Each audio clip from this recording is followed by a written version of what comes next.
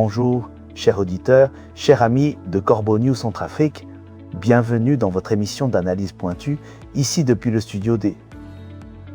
Je suis Martial Gicos et aujourd'hui nous allons décortiquer une déclaration qui secoue la toile et les ondes. Une déclaration qui jette une lumière crue sur l'état de notre pays. Pour ça, je suis accompagné de notre brillante journaliste, Gisèle Moloma. Bonjour Gisèle. Bonjour Martial, je suis prête à plonger dans cette analyse qui promet d'être salée. Le point de vue d'Élisée Nguimale, coordonnateur de l'OCDE, est pour le moins cinglant. Cinglant, c'est le mot, Gisèle.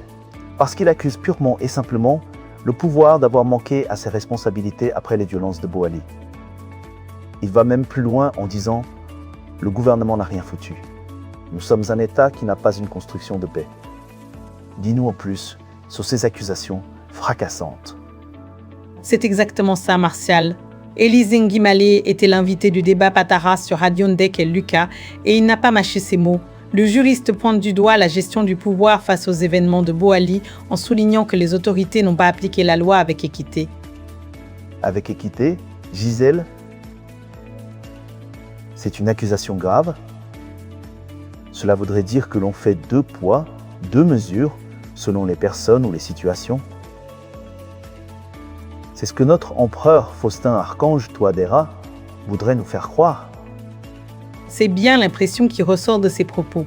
Élisée Nguimale affirme que la riposte officielle s'est cantonnée au premier meurtre. En revanche, il reproche au pouvoir de ne pas avoir ordonné de sanctions contre les auteurs du saccage de la mosquée. Et là, il est catégorique, je le cite. « Quand j'ai suivi la déclaration du gouvernement, après j'ai dit que le gouvernement n'a rien foutu. On a de la loi qui interdit le meurtre, mais il y a un sujet, un groupe armé qui a tué un compatriote de Boali. » Un groupe armé, à Boali, sous le nez de l'État comme ça, c'est une révélation choquante.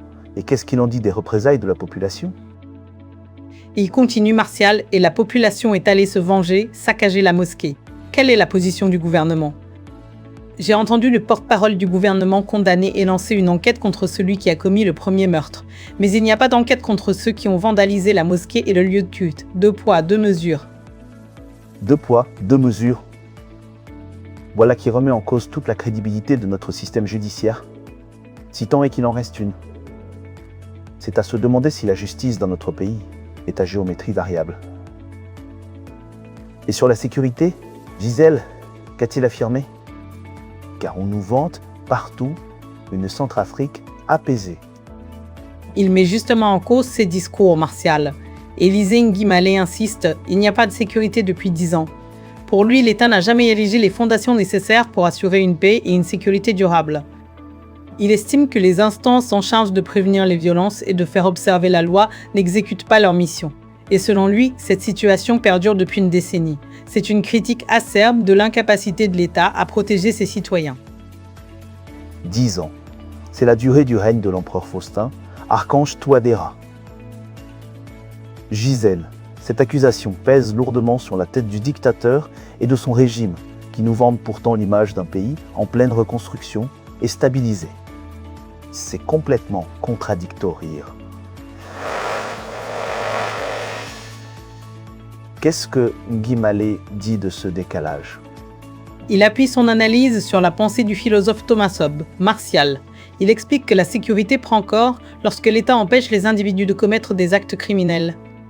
Des violences récurrentes mettent en évidence que cette mission régalienne n'est plus garantie. Il affirme que les citoyens évoluent désormais dans un cadre où les bases de l'État moderne se sont peu à peu délitées. Un constat affligeant, Gisèle.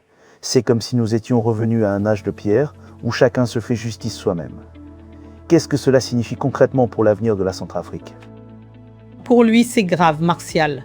Les récentes violences à Boali mettent en exergue l'inefficacité du pouvoir en matière de sécurité en Centrafrique, questionnant l'existence même d'une paix stable. Et il conclut sur cette pensée dérangeante quand Thomas Hobbes a dit « L'homme est un loup pour l'homme. La sécurité, c'est lorsque cet homme loup est dans l'impossibilité de commettre le mal. » Mais si le loup décide de faire le mal et qu'il le fait, c'est qu'il n'y a pas de sécurité. Aujourd'hui, nous avons quitté l'État moderne pour tomber maintenant dans l'État de nature. L'État centrafricain est en train de mourir, ou bien il est déjà mort, parce que cette construction de la paix n'existait pas. L'État centrafricain est en train de mourir, ou bien il est déjà mort. C'est une déclaration choc qui jette un froid glacial sur l'avenir de notre nation, Gisèle.